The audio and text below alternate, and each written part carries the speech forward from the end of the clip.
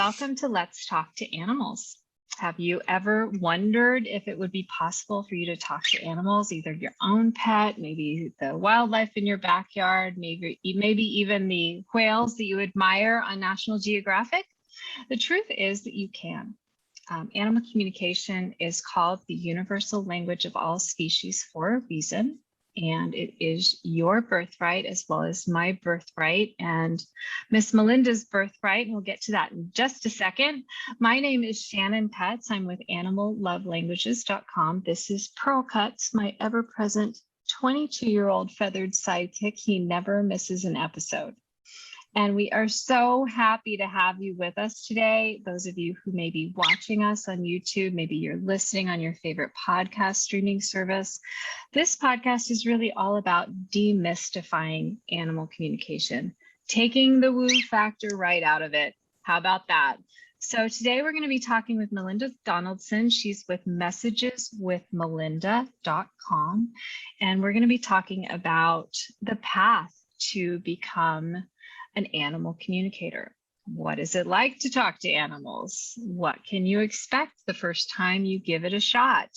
How might you go about getting started? And most importantly, how can talking with animals change your life? So welcome, Melinda. Hi, thanks for having me.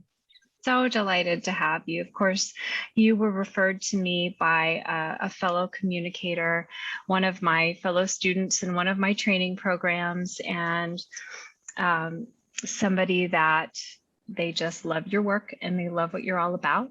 And that is how I find all of my guests. That's so awesome. If you are listening or watching and you would like to hear from an animal communicator that I have not interviewed, this is your chance. Go ahead and shoot me a message. You can head over to animallovelanguages.com and just let me know, and I will do my very best. No promises, but I will do my best.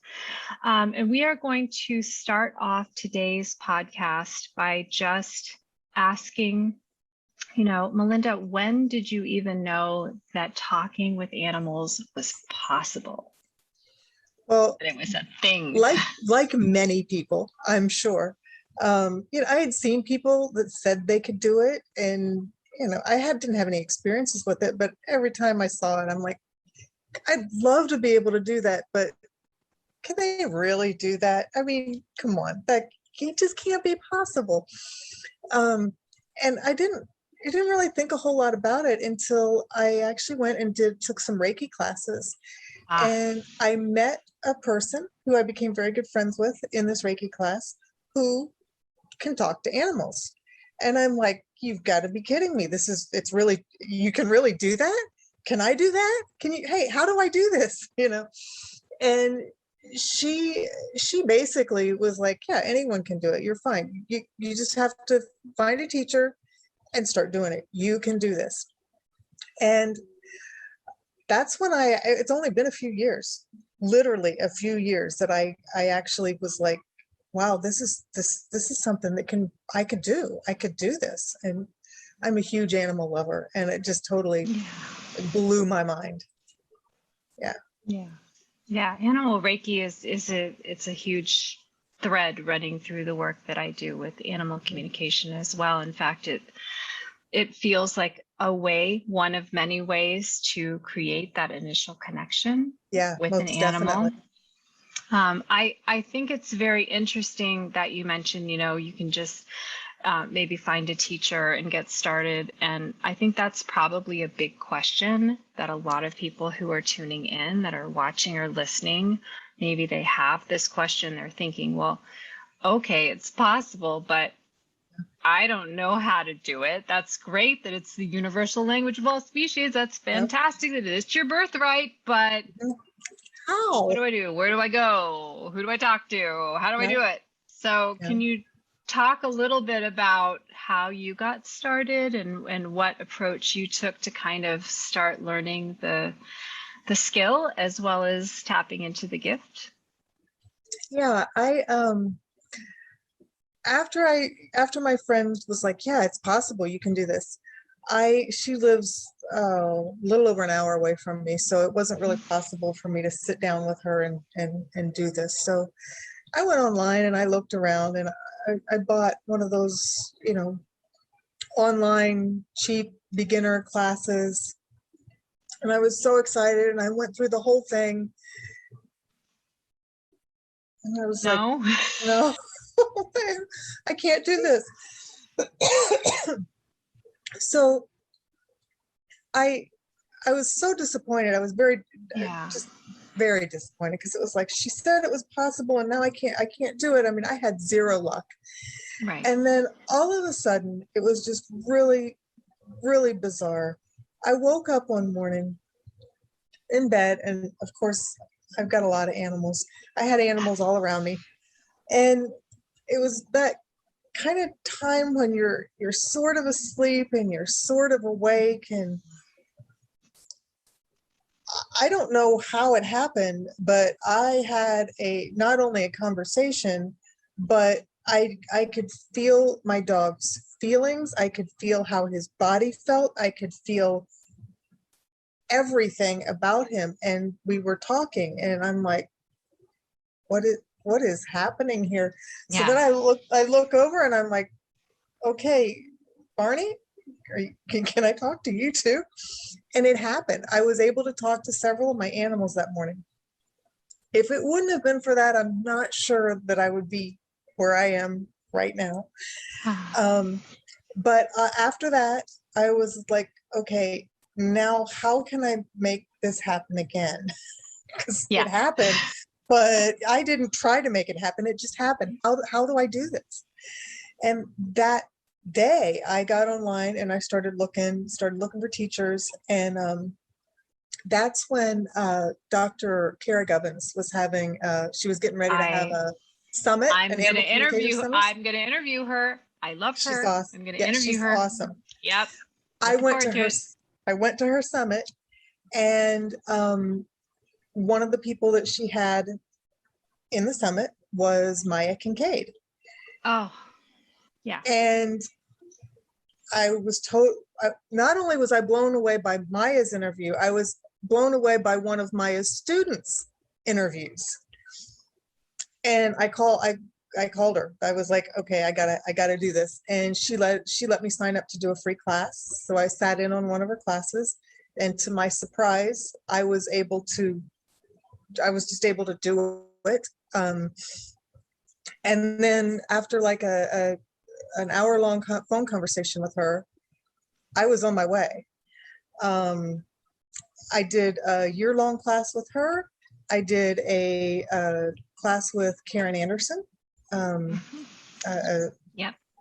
I don't remember how long it was. It's her mentoring class. And then I also took classes from, she's not an animal communicator, she's a psychic medium, Sarah Lemos, who also taught me a lot, and even taught me some about communicating with animals. So I've had 3 teachers, and they're not really, I wouldn't even say that they're the only ones that I've had, because I have taken little classes with other people. And then just people that I know, that we get together, and we used to get together a lot and do practice sessions. And really, it's just finding a teacher that resonates with you, that you like, and that has a program that fits not only your schedule, but your budget. That's a big thing. Some of them can be very expensive, and I hate for that to be something that stops people.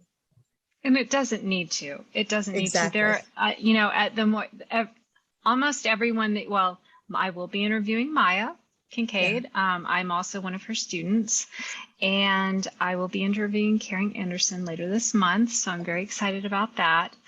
And Kara Gubbins is on the schedule, and there are so many more, and that can feel daunting, yeah. And so there's kind of two things I kind of want to parse out here that is so valuable in what you said. And the first thing is, I truly believe there is a path for each person who wants to talk with animals. And I see that in your story, in that you had already taken this course. It didn't work, quote unquote. Those of you who are listening, you can just imagine air quotes there. And yet the animals were wanting to speak with you. Yeah. And that's what I really want everyone who's listening or watching to take from this part of our connection today is, if you're interested, if you're listening, if you're drawn in by a series called Let's Talk to Animals, the animals are asking you to find your path to connect with them. And it's not going to look like my path necessarily, or Melinda's path necessarily. Understand there is a path. And if all the paths that you try don't work, the animals will still find a way. Most definitely. The important thing is to begin. And, and don't there give are, up.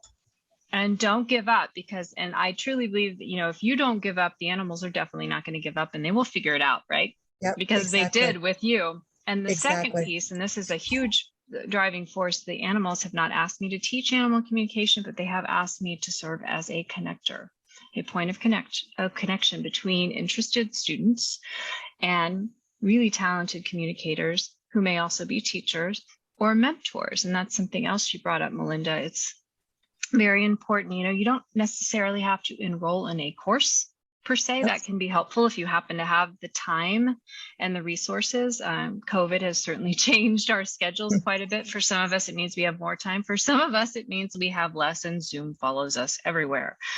But since when did Zooming become a verb, right? Yeah, exactly. So, keep in mind that sometimes the most powerful way to experience and start beginning to open your own potential as an animal communicator is just to basically to hire a communicator, to have a session. That was how I experienced it for the first several times.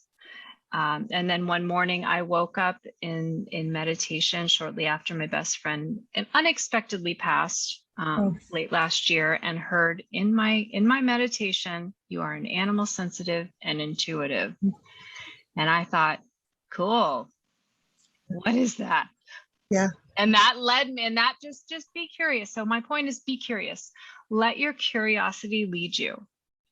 Start poking around. There's lots of free resources. I even have a free animal communication camp. It's a 5-day free program. All you have to do is sign up, and you learn 5 different ways that animals can talk to you. And that's on animallovelanguages.com/podcast. There are lots of other wonderful free resources you can learn, just little tidbits here and there. Start putting it together. And then when you feel ready, not everybody is going to feel compelled or called, if you will, to hang out a shingle and start practicing as a professional. There's no need for that.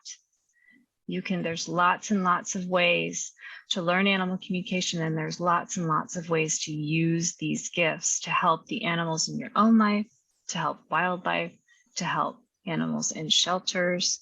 You can take it at your own pace. And if you're interested, there is a program out there to give you a little structure, a little bit of confidence, and most importantly, a community of other communicators who can help you. And I'd love to hear a little bit more about that, Melinda.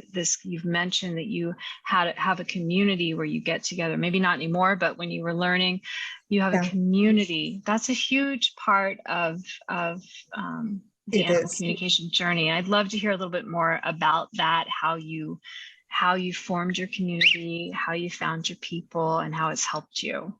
Well, it's been invaluable, to say the least. If you don't have someone that you can call and say, "I just had this happen," or "This animal's telling me this." What, have you ever experienced this? I mean, It is truly invaluable. And to talk to my own animals, because sometimes I'm great at talking to yours, but sometimes talking to mine, I do it, but if it's important, if it's something that's critical, I always have one of my friends, "Hey, can you tell me what Chipper thinks about this?" Because I don't always trust myself that I'm not getting in my way of communicating something important with my own animals. I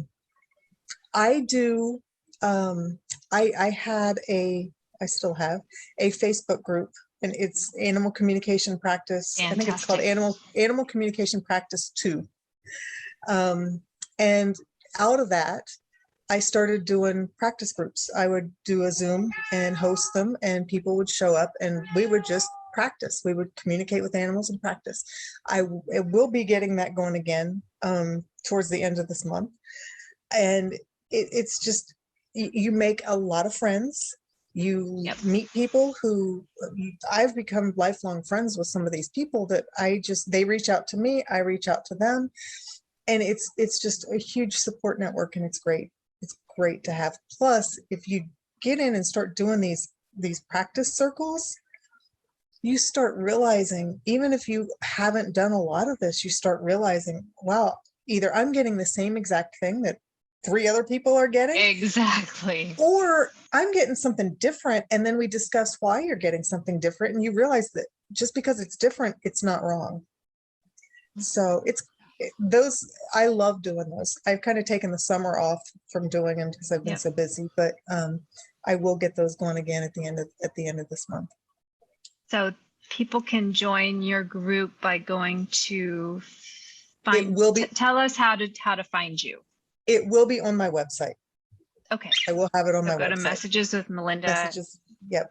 With melinda.com, and you can find that, because that is huge. And it's one of the benefits. It's, sometimes you're paying for the course and there's this side benefit, but there are ways to simply start experiencing animal communication without necessarily having to sign up for a formal program. And depending on how you learn, if you're a real experiential learner, like I happen to be, sometimes that is the fastest and the most efficient and effective pathway.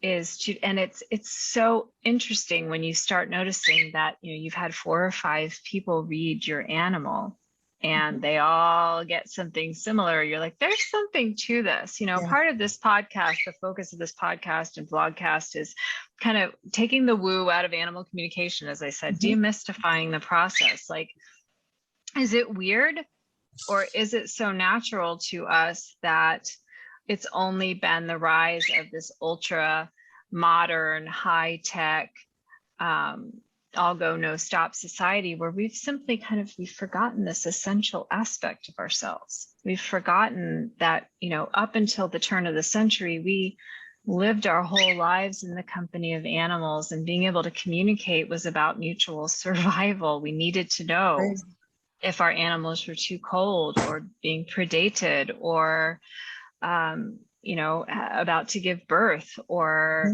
whatever was going on, or about to pass, or, we needed to be tuned in, and we did it effortlessly because those animals were part of our family, and they were also a huge element in our survival. And so it's only been until recently, now we have, for those of you who are listening and not watching, I'm holding up my smartphone here, which has cute pictures of my animals on it. And these have become kind of our pets now. This is how, and that doesn't feel natural, which is why we crave animal company. And we're also often craving deeper connection with the animals we keep company with. And that's where animal communication comes in.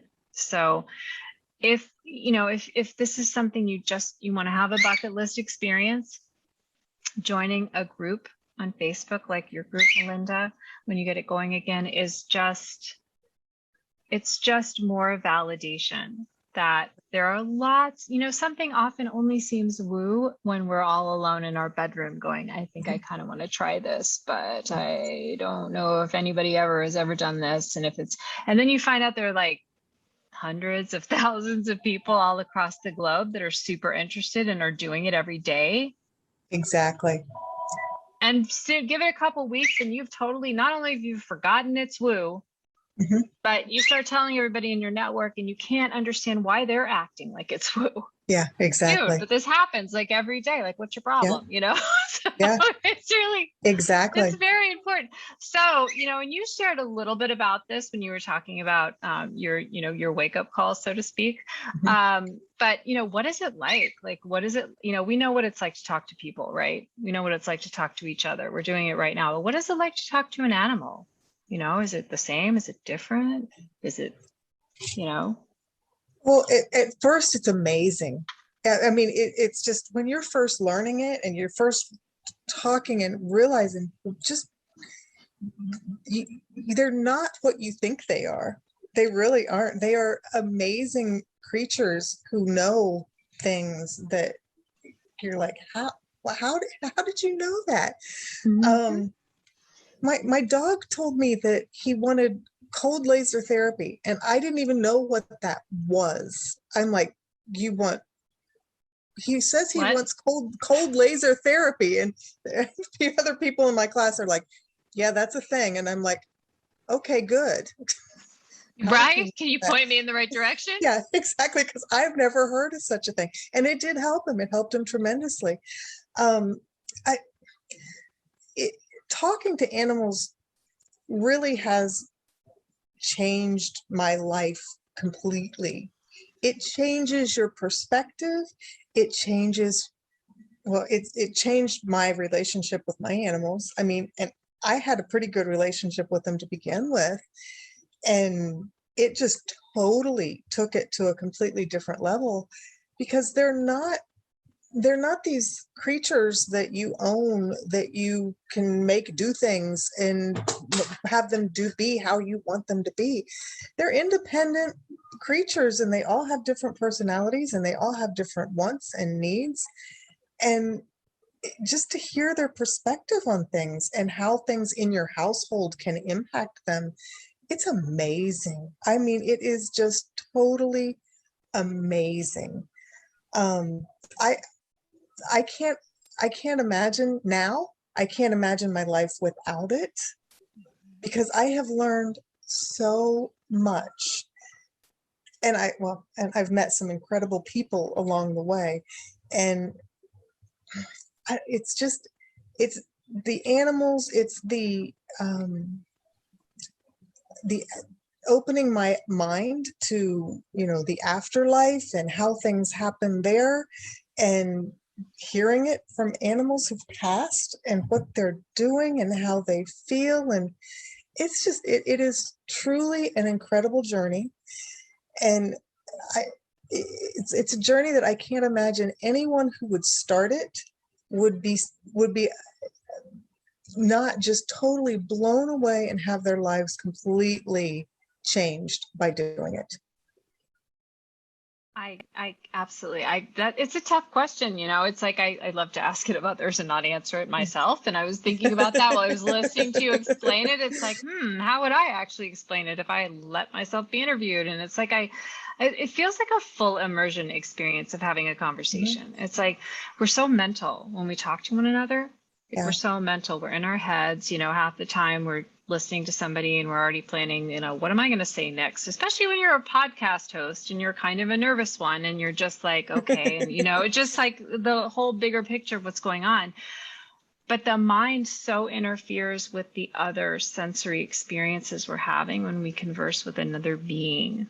And it doesn't matter what species that being is. And the animals really help conversation become a living thing. Yeah. And I loved how you were talking about you could feel what your dog's, you know, was feeling in their body. And you could, you know, you definitely hear the thoughts and you could, you know, sense the smells. And it was like this you know, those little goggles that they put on that sometimes the big goggles where you have kind of a whole virtual reality experience. That's really what it's kind of that's what it sounded like to me when you were explaining it. It's kind of what it feels like to me when I can't talk to animals using only my mind. Only my mind. I can't, because an animal may want to send information in another way, through a feeling or a sensation or touch or smell. That's a really fun one. Or taste. That's even more fun, depending on what the animal likes to eat. And or, you know, or deep knowings, which is kind of really like the deep immersion, full on sensory experience. It's like, you know, all like you got this little mini movie playing and you're like, whoa, where did that come from? It's like, you know, we used to be so worried. I'm totally going to date myself and turn 50 this year. And it's like, do you remember the days when everyone was worried about subliminal conditioning in movies? Oh yeah. Kind of feels like that when you're talking to an animal and you're Yeah. not being conditioned, you're being awakened Yeah. to Most all definitely. these other pathways through which communication is taking place. And that on its own is reason enough to give animal communication a try. So I'd love to hear a little bit, of course, we've heard a little bit about your journey, but now here you are, you've got your website, you are facilitating connections for others, you're serving as a mentor and an instructor of sorts to help people have these experiences. So what was that like, making that transition from being the curious student to being, you're out there in the world and you've decided you want to, go pro, as one of my teachers Yeah. has said, and, really take this to a new level? It was scary. Yeah. It was very I scary. can relate. But it wasn't, once I did it, it was like just doing it. Once I did it, I have just every single time it's something different and something amazing and something wonderful. I have been doing an awful lot of afterlife sessions, and it is so, it's so rewarding and so, what I do in a session, it's like the person, when I first am talking to them, you can see they're upset and they're distraught and they've lost their animal, they've lost their best friend. And there's always a point in the session where you just see their whole demeanor just changes.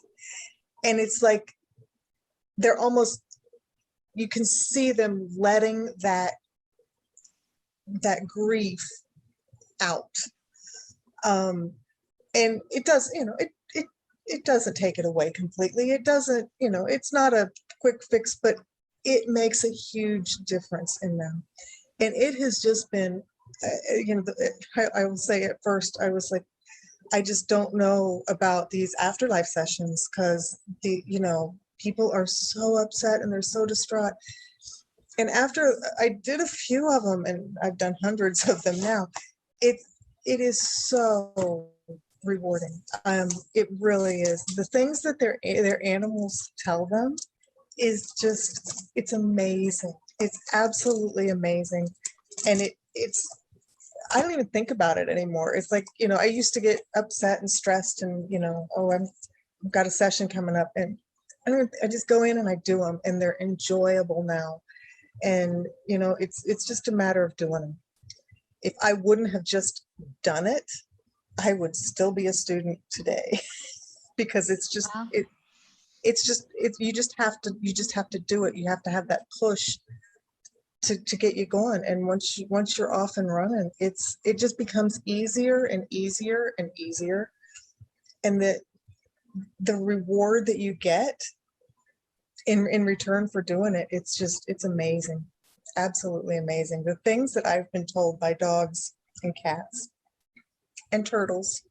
And It's turtles, just, right? it's just And I'm amazing. sure parrots, who always have a Oh, lot to say, right? yes, they Yeah. do. So, well, it feels like, have you ever, those of you who are watching or listening and you're thinking, oh, I mean, I could never, be a professional. And I mean, oh, the market is flooded, oh, whatever. It's like, oh my goodness, there are millions upon millions upon millions of animals, both here and crossed over, who are Yeah.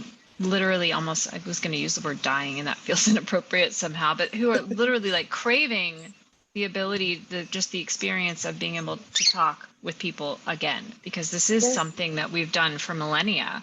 It's Well, and only the more been people that actually learn that this is a exactly. possibility, the more there's going to be a need. I mean, there's going to be a huge need for this. Exactly. The market isn't flooded by far. Not There's by a not that long many of shot. us. There really It aren't. might look And like it, but it's yeah, not.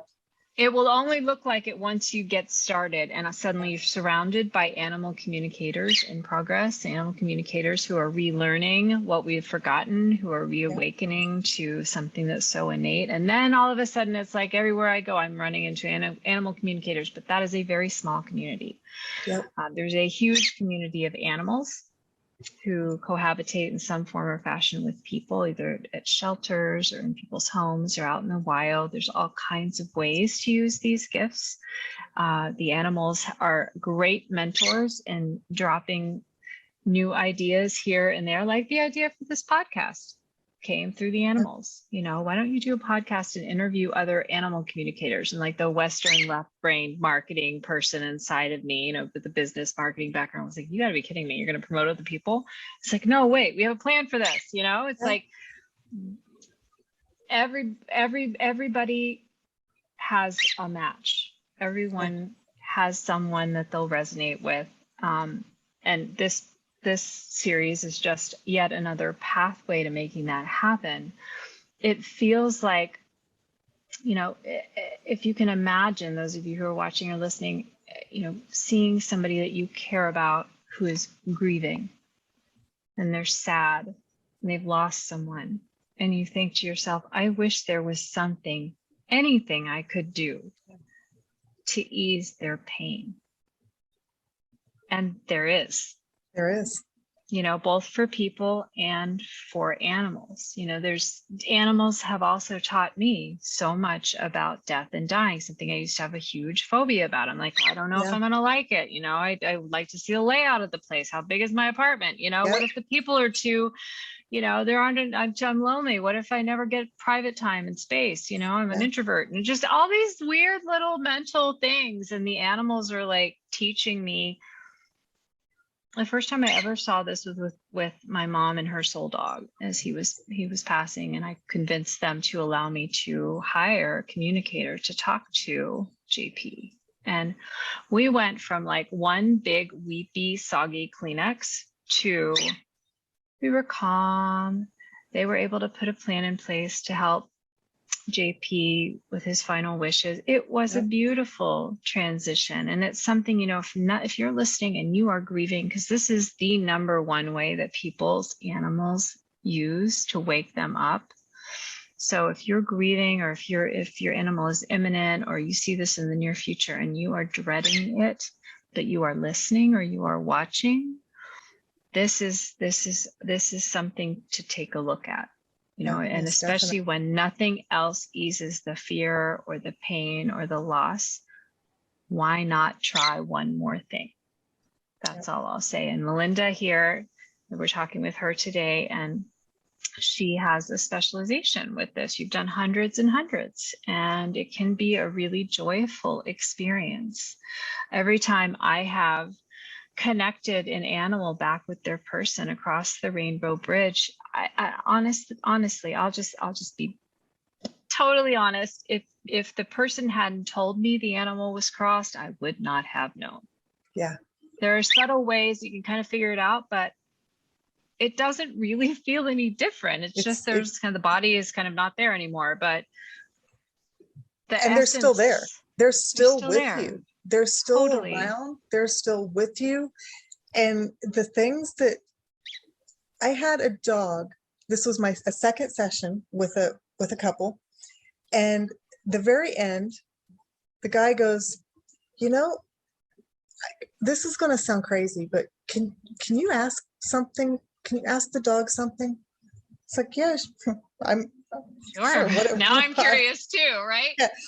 He goes, we've been having problems with the dog next door, and it's been barking. It's been keeping us up all night. They've had to change their bedroom they had to sleep in their guest room. Just they'd had horrible issues. They said, can you ask him if he can go talk to this dog and help us get some rest? Dog says, sure. Just tell him to ask me. When they need my help, tell them to ask me. So I said, he says, just ask. He says he'll try and help you. Two days later, I get an email and they say, this dog, we asked, and within 30 seconds, 2 nights in a row, the barking stopped. This dog had been outside barking all night long. And so I asked the dog, I'm like, so what did you do? He said, I go and hang out with the dog, keep him company. They get rest. I'm like, Yeah. things like that. It's like, how else can you explain it? I mean, how else can you explain that something like that happening? Within 30 seconds, 2 nights in a row, and they had been out, they had actually had all kinds of issues. They had called the authorities. They had had weeks worth of issues. Ask their dog to help. He helped. Yep. Yeah. Sometimes you just have to ask yourself, what is the one thing I haven't tried yet? Yeah, That exactly. you know what it is. It's that crazy thing, that thing Yeah. that your mind says will never work. It's the thing where you actually get involved with the animal directly, which is why I personally, I'm not, I mean, this is something I learned from Maya Kincaid, it's why she doesn't use the word readings per se, but rather talks about communicating. Mm-hmm. It's like when we're communicating with one another, all Right. kinds of things become possible. Right. That maybe there isn't any other way of achieving it for a reason, because this reestablishment of the connection is the reason, is the Right. point of it all. So, and we've talked a little bit about, like how to get started talking with animals, and kind of, there's all kinds of different learning styles. There's all kinds of different budgets. There's all kinds of different time availabilities. It would be easy to turn it into like such a mental exercise where you're making, lists of teachers and spreadsheets and this and Yeah. then benefits and this and that and the other. So, a lot of time, I'd love to hear a little bit about, you had mentioned how you kind of one thing led to another and you ended up connecting with Maya, and after your dog woke you up literally, to chat. And, so let's say somebody's listening today and they're like, gosh, I'd just like to have one experience of this, just one, just without spending a boatload of money, without, putting 6 months of lessons on my schedule. Where should I start right now? What should I do? What would you recommend? Oh, wow. There are many people who will offer a free class. They will offer you, look at free resources first. Look at, I know Maya used to, I'm not sure if she still does, but she used to offer, you could come and visit her class. He still offers that. Take a free class with her. People have online, go around, look at people's websites, look at what they offer for free. And a lot of people will do free consultations. That's one thing that I will be doing soon, is a free meeting, set up. I will talk to you. I will give you, a half an hour of my time, and we'll talk about it. We'll get you doing it. There's so many people that will do that. And don't just look at one, don't just set up a meeting with me and talk to me and be like, okay, yeah, go talk to several people, because I think that relationship with your teacher, you really have to have that relationship. And people learn differently, and people do this differently as well. So it's very important even to know. if you try one person and it doesn't work out so well, try someone else. Don't give up. I learned so much from Maya, but then I took a Karen Anderson class, and it was totally different. It wasn't, I'm not going to say it was better. It was just different. And some people, Maya's style will work. Sometimes some people, Karen's style will work, and some people, neither one will work. You just have to look and find the person that really resonates with you. And I wouldn't go investing a whole lot of money in it until you find that you can actually get going with someone, and they're going to, the biggest thing is you have, everyone has the clairs, and everyone uses them differently, and so do animals. They have that as well, and they communicate to us in ways. an animal might communicate really well with me and not so well with you. And then the next one might communicate really well with you and not so great with me, just because of the way they communicate.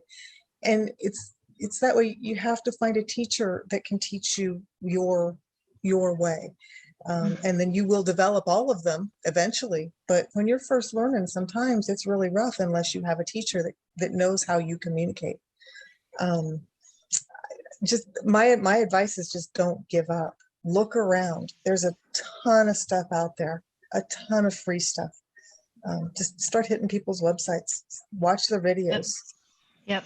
Yep. Well, and it's interesting. That's the way I phrased that question. I was like, why am I asking it that way? And I think it was because you were mentioning, you just mentioned you're about to start that up. And I'll bet by the time we air, kind of post-dating myself here, but I bet by the time we air, you will have started that up. And so that's a great way to experience it. For me, my first experience, I think I already mentioned, was by hiring an animal communicator and just having that experience, and I've had a few instances where I've hired a communicator in the past who is really, there's something very intriguing about their way with the animals. And so I've asked them, will you mentor me privately? It's not, doesn't have to be a big formal thing. And especially, and here's another cool thing. My fellow students that I've met along the way in these groups, we're always comparing notes. It's another way I populated this podcast with guests is, and I'm finding out there's something to learn from each individual, because we all have our own way, just like you kind of have your own conversational style when you're talking with other people. Right. And you tend to alter that if you start noticing yourself in conversations. You start to see how maybe you do things a little differently depending on the personality that you're connecting with. It's the same with animals. You'll find your way by doing it, by practicing.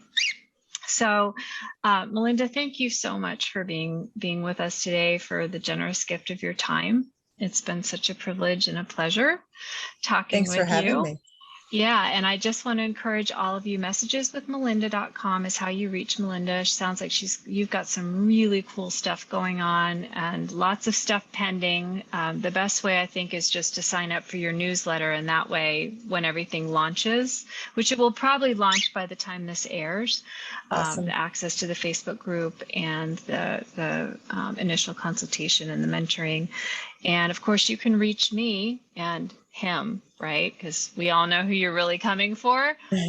You can find us on Instagram at loveandfeathersandshells.com. We're there all the time, right? Strutting our feathery stuff. And at animallovelanguages.com and /podcast is where you can find this show and all the archived shows. So you can learn from this. Is kind of another purpose, is allowing you to have an experience of different teachers, different mentors, different communicators, to just start seeing. This is another really good way, is just watch some past episodes, just see who you resonate with, and, tap, tap, tap, find out a little bit more about them. So very grateful to have had the chance to talk with you, Melinda. Thank you for making the time, and we will look forward to being back with you very, very soon. Okay. Thank you. Bye for now. Bye.